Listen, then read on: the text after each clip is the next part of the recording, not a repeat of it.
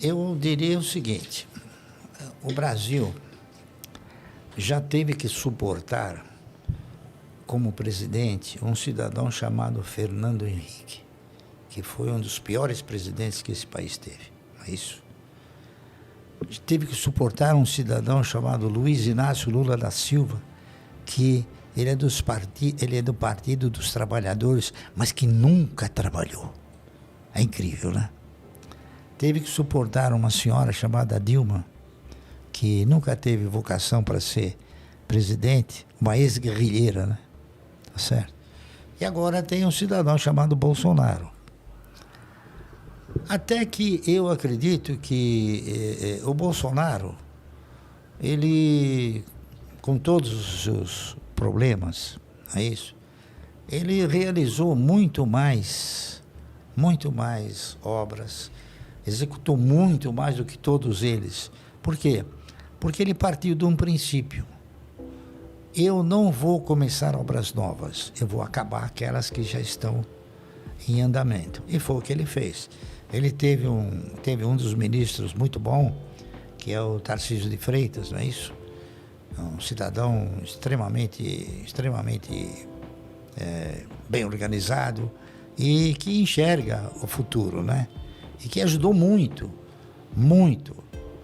Então, eu acho que, veja bem, o país, se tivesse novamente um Bolsonaro, ele não teria que suportar coisa tão ruim como já suportou Fernando Henrique e Lula, tá entendendo?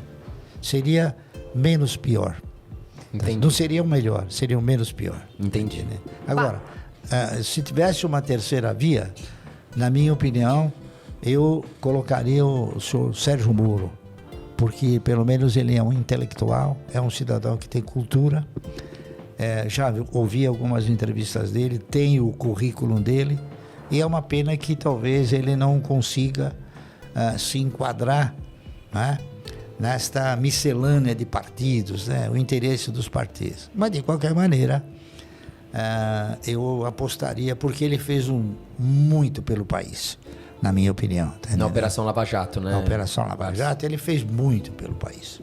Agora, Márcio, a gente viu uma declaração também que o senhor critica muito a questão de aluguel de ações. Queria que você explicasse um pouco sobre o que é o aluguel de ações e o porquê isso é algo ruim para o mercado.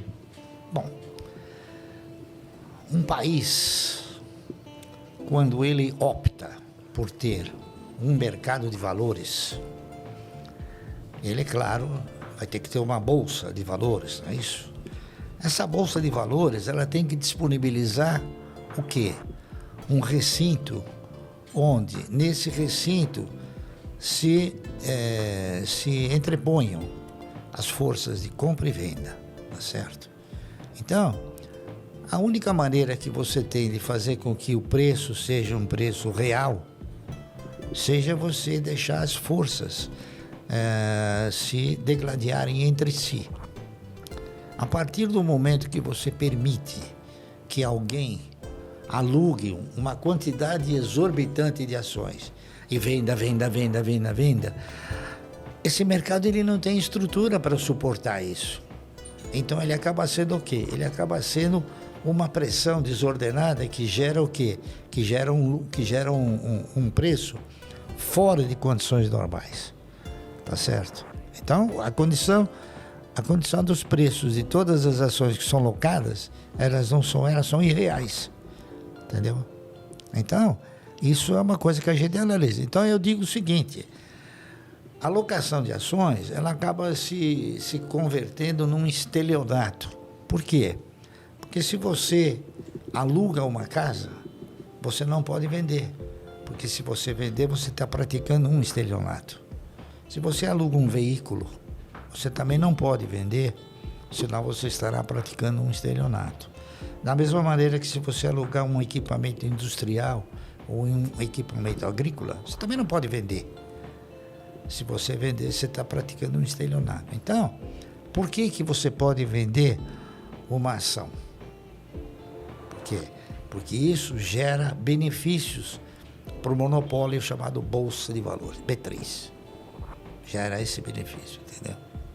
E eles não querem perder esse benefício. Então, eu costumo dizer o seguinte, que a CVM, ela continua de costas para o mercado, tá entendendo? Sonolenta, ela não vê. O CAD, que deveria ver isso, também não vê.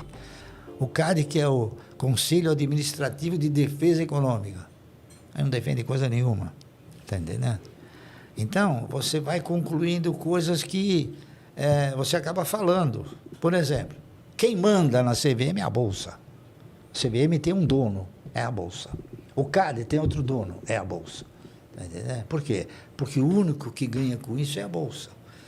E agora veja o que eu vou falar para vocês. É uma pena que eu estou falando isso para vocês agora, antes de vocês falarem com o Bolsonaro, né? Mas veja o que acontece. Você, eu e todas as pessoas físicas que compram uma ação e obtêm um resultado, eles são obrigados a pagar 15% sobre esse resultado. Tá certo? Os fundos não pagam. Sabia disso? Não sabia. Os fundos, eles compram, vendem, vai miséria, e não paga. Então, o que acontece? Os únicos que são os locadores de ações para vender no mercado são os fundos. Então, os fundos locam ações, vendem no mercado, produzem a baixa, recompram depois de baixo e não pagam nada. Só lucram com isso, né? Então, veja bem, então o governo está deixando de tributar a especulação. Ele tributa o consumo, tributa a produção e deixa de lado. Por quê? É uma boa pergunta, né? Fazer essa pergunta pro... Não, mas vai chegar com certeza, né? O Bolsonaro é nosso... A gente pretende entrevistar o Bolsonaro de novo e com certeza nós vamos levar essa pergunta. Não, isso aí vai chegar para ele e falar, você sabia que você deixa de tributar a especulação? E veja o que eu vou falar para vocês, hein? Isso que eu vou falar é real, não é fantasia. Não. A Bolsa, ela oscila, né? O mercado um pouco melhor, o mercado um pouco pior. Ela oscila faturando 30 bilhões por dia. Então, desses 30 bilhões por dia, você corta na metade, porque 15 é venda e 15 é compra, tá certo? Então, suponha que 15 na venda.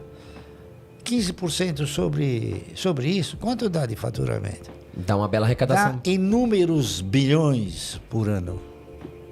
E o governo está de olho fechado. Ah, mas com certeza vai chegar o episódio para ele, ele vai responder. Vai ficar atento. E também vamos fazer questão que chegue, né?